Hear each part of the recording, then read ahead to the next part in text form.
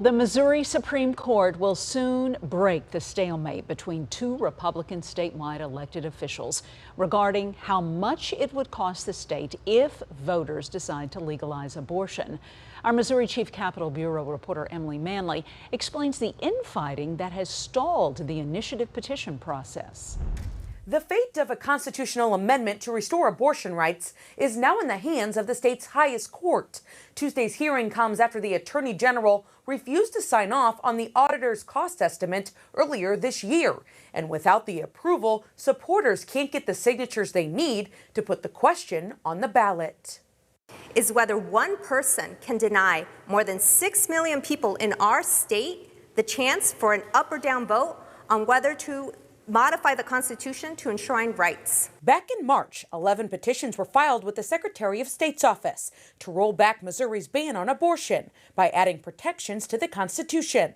Now, the Attorney General is being called out for holding the amendments hostage. But the Attorney General's actions here represent the most serious threat to direct democracy that has ever happened in Missouri. In April, the amendments hit a snag when Attorney General Andrew Bailey disagreed with the auditor's fiscal note. That's when a lawsuit was filed by supporters against the state for holding up the referendums. By hiding an elephant in a mouse hole, by not disclosing a potential impact of $12.5 billion.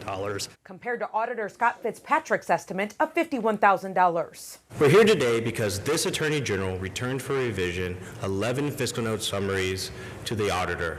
The first fiscal note summaries ever to be returned for revision in the history of the fiscal note process. Last month, a Cole County judge ruled Bailey must approve the auditor's estimate within 24 hours, but the Attorney General appealed, sending the case to the state's highest court. Unfortunately, the state auditor's fiscal note summary does not clarify to the voters that $51,000 represents only one out of 115 county-level estimates. Under state law, the Attorney General is tasked with approving the legal content of a proposed initiative petition. The state auditor is required to come up with the cost for the amendment. The Attorney General is taking away the power that was reserved by the people for themselves, the right to initiative, and putting it on himself and deciding that he gets to decide whether or not a measure is going on the ballot.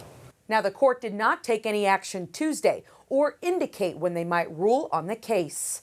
Reporting from Missouri Capitol Bureau, I'm Emily Manley.